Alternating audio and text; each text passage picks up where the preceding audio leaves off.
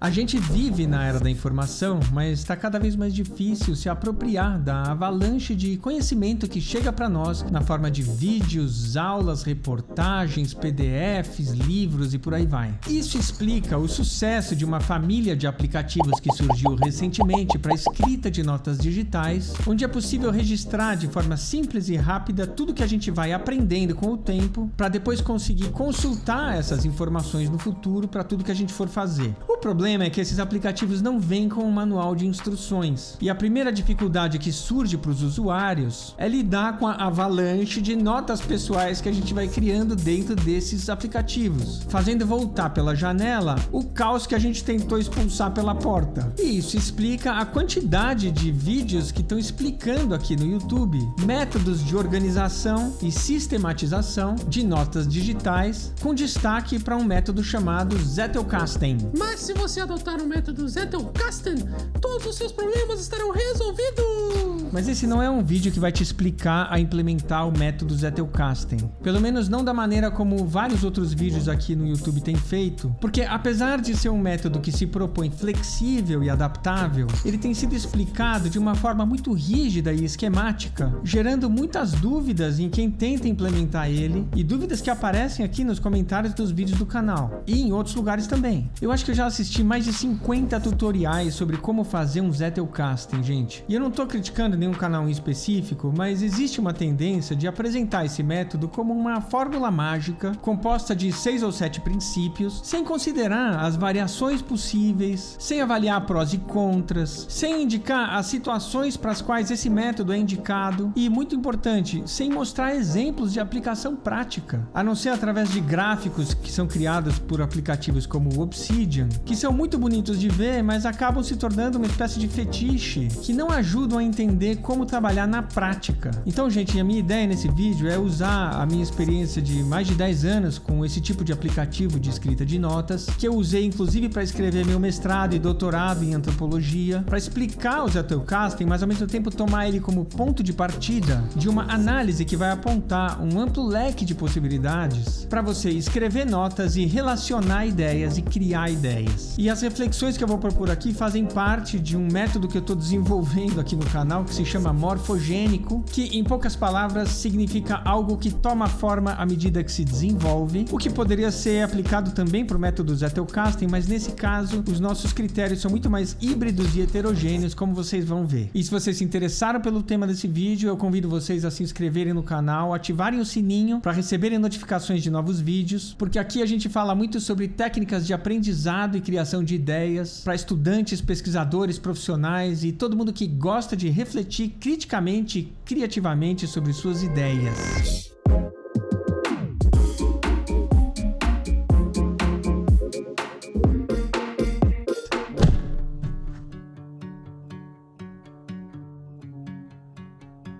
Gente, a base do método Zettelkasten é anotar suas leituras e ideias nessas fichas de papel rígido, que depois podem ser catalogadas e relacionadas por afinidade para facilitar consultas futuras e te ajudar a escrever seus próprios textos. O que o sociólogo Niklas Luhmann fez num pequeno texto de 1981 foi sistematizar a forma com que ele trabalha com essas notas e atribuir esse nome de Zettelkasten, elencando 6 ou 7 princípios para escrever e relacionar as fichas. Então tudo que falam sobre Zettelkasten vem desse texto pequeno aí?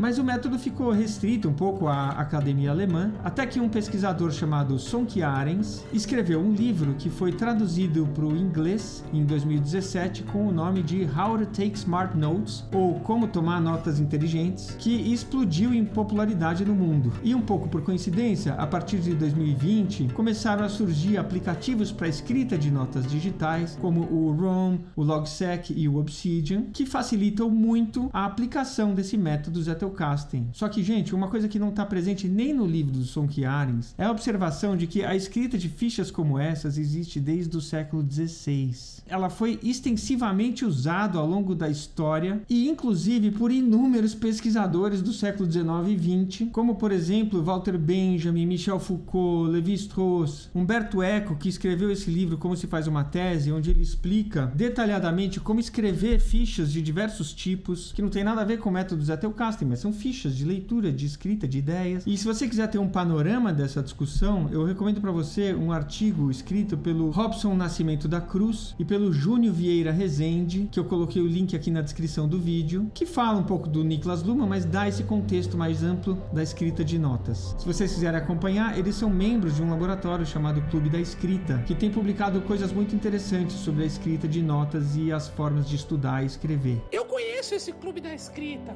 e recomendo! E para a gente começar a desconstruir e problematizar um pouco as premissas do método Zettelkasten, eu queria citar um trechinho de uma entrevista do antropólogo Lévi-Strauss para a pesquisadora brasileira Beatriz Perrone Moisés, num artigo que ela publicou em 1999, quando Lévi-Strauss estava na faixa dos 90 anos. E ele fala, então, de uma forma um pouco despretensiosa, sobre como ele escreve as fichas dele. Vamos acompanhar o que ele fala. Não há nada de especial em minhas fichas. Algumas contêm referências, outras uma ou várias frases que li num livro e que chamaram minha atenção, ou uma ideia que tive e transcrevi numa ficha. Podem ser acerca de mitos ou de livros, podem ser acerca de um objeto que vi ou de uma ideia que me ocorreu. Em relação aos mitos, podem conter versões completas, às vezes há páginas dobradas no formato de uma ficha, colocadas nos ficheiros, às vezes são resumos, nada de organizado. Eu também coloquei esse artigo na descrição do vídeo, junto com um outro escrito pela pesquisadora, que é minha amiga inclusive, Luisa Valentini, onde ela considera que Lévi-Strauss está falando aqui numa espécie de antimétodo de estudos, que na verdade conduz a uma sistematização, né? Não é que Lévi-Strauss não tinha método nenhum, mas ele estava se expressando de uma forma deliberadamente despretensiosa. E para nós isso é interessante porque ajuda a desconstruir princípios do Zettelkasten que vêm sendo adotados de forma muito ao pé da letra, como demonstram os comentários na internet de pessoas que se sentem um pouco perdidas ao tentar seguir as premissas do Niklas Luhmann. Por exemplo, esse comentário que eu retirei de um dos vídeos do canal, de um inscrito que diz o seguinte: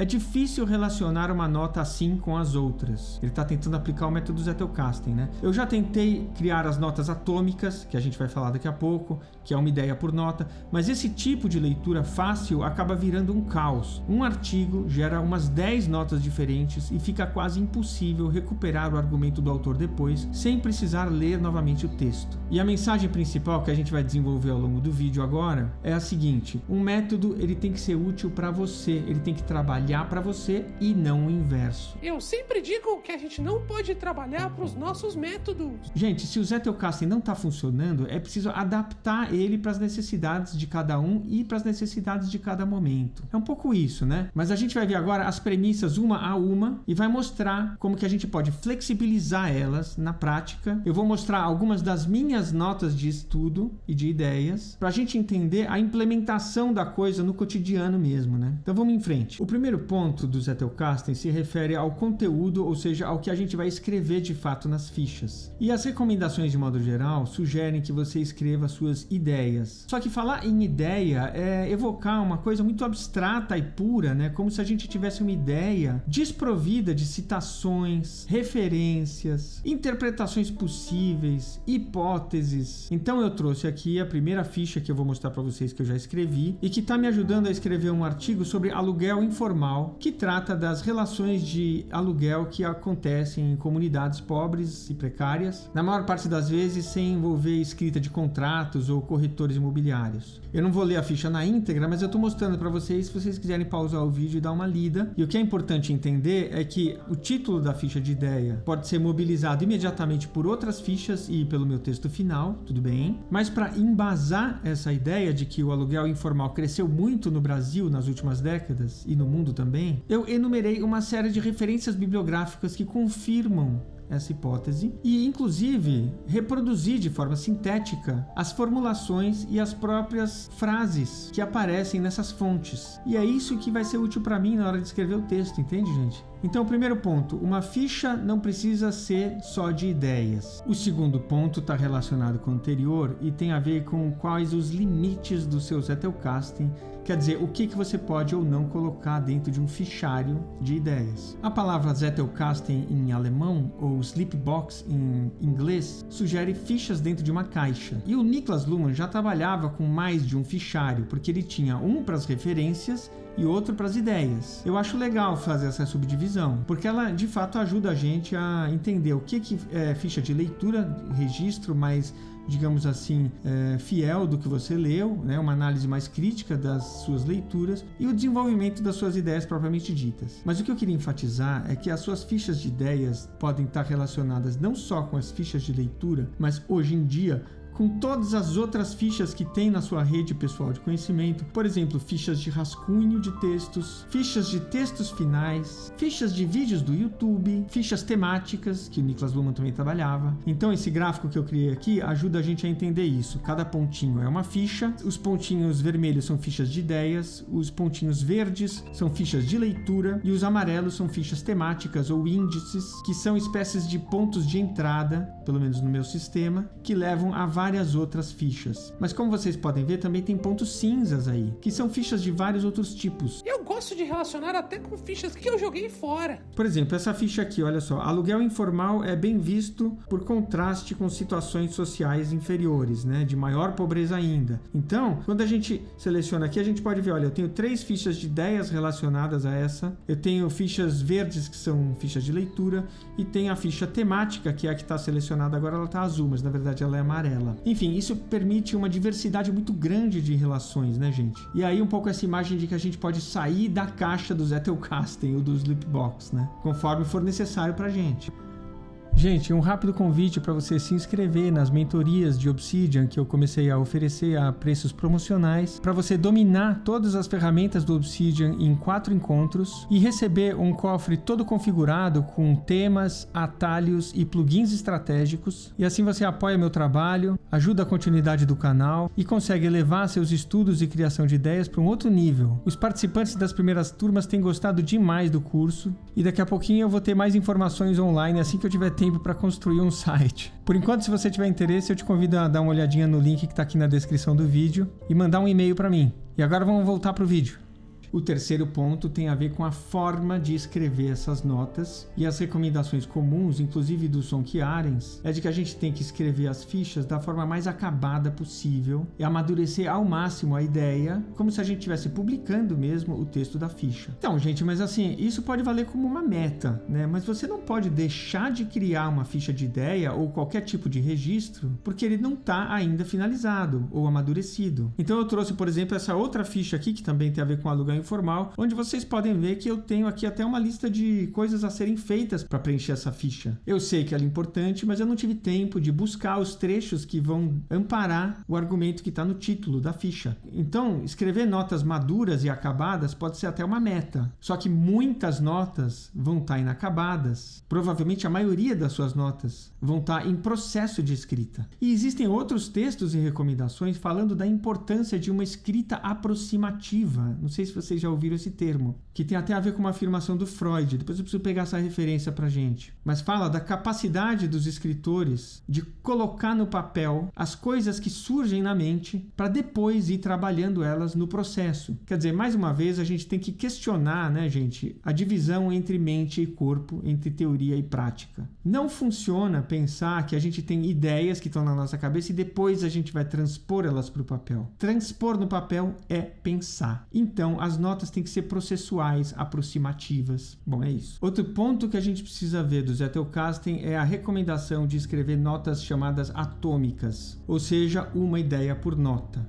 que tem a ver com o depoimento que eu citei um pouco antes. Do perigo dessa premissa gerar um monte de fichas que depois dificultam reconstruir o argumento, que é o ponto central das fichas. Então, muitas vezes, uma ideia atômica ou a recomendação de escrever uma ideia para cada ficha pode te atrapalhar ao invés de te ajudar. E daí, gente, a gente tem que criar uma ficha nova quando sentir necessidade disso. Não sei se vale a pena. Muitas vezes não vai valer a pena você criar uma ficha por ideia. E outra, outra, e quando a gente não sabe nem o que é uma ideia exatamente? Porque a gente pode ter meias ideias, a gente pode ter informações complementares, reflexões complementares, a gente pode ter ramificações incertas, porque afinal a gente está fazendo uma escrita aproximativa, como a gente falou antes. E aí eu trouxe para vocês essa outra ficha aqui, que também tem a ver com o mesmo tema do aluguel informal, mas que mostra, olha só, primeiro o título na forma de uma afirmação, que pode ser usada em outras fichas de ideias, e uma explicação central, que tudo bem, é bem sintética, né, tá aqui, mas depois eu coloquei como subitens informações de apoio e ramificações. Eu não vou ler aqui, mas vocês podem ver na tela. O ponto é que, diferentemente das fichas em papel, as fichas digitais não têm limite de tamanho.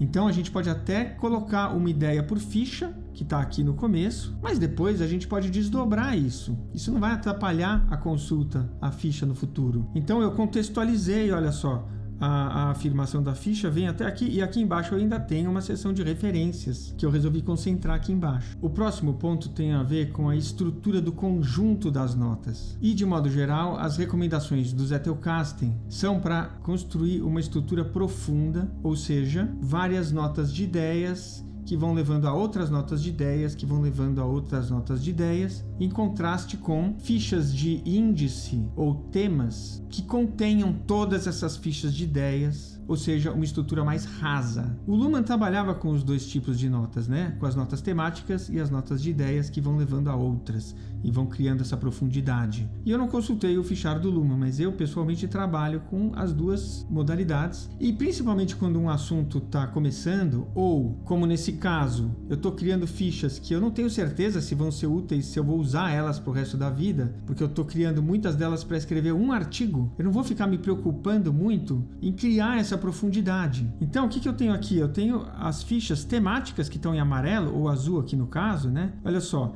que tem muitas fichas de ideias reunidas nela. Essa aqui é outra, uma outra ficha temática que também tem muitas fichas de ideias elencadas. Olha só, uma ficha temática, olha quantas coisas que eu anotei. Então tudo bem, ela tem uma certa profundidade, mas por outro lado, tem muitos links nessa ficha, e eu vou desdobrando eles, eu vou criando essa profundidade ao longo do tempo conforme necessário. E outro ponto que tem a ver com alguns dos anteriores que eu já falei é a questão da autoria, ou seja, quem escreve, quem é o autor das palavras que estão na ficha. Porque a recomendação padrão é que você escreva as notas nas suas próprias palavras, para ter certeza de que você compreendeu e assimilou e deu uma interpretação do que você leu. Só que, de novo, isso não pode ser entendido ao pé da letra, porque muitas vezes uma ficha de ideia precisa ter a citação original. Pelo menos quem trabalha com pesquisa acadêmica, a citação entre aspas é básica. É fundamental sempre que as palavras originais são insubstituíveis. Quer dizer, você quer evocar aquele raciocínio ou aquele argumento exatamente da forma como ele foi expresso. E é um pouco isso que eu estou fazendo nessa ficha aqui,